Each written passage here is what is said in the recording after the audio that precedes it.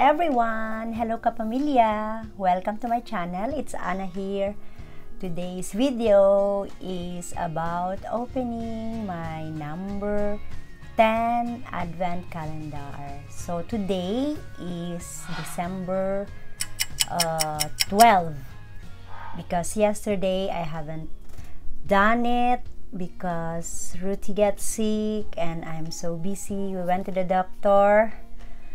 So anyway, I don't have time to vlog, but today I'm here to open, and please join me opening my number 10 advent calendar. As you can see there, look, it's there. Okay, are you excited? I'm so excited. What will I get today? So without any further ado, let's get started. Here's my advent calendar. So here's the number 10. Here. Number 10. Let's open it now. Number 10. Let's open it. Whoop. What's in number 10? Ta-da! Blusher! Wow! So cute. Blusher.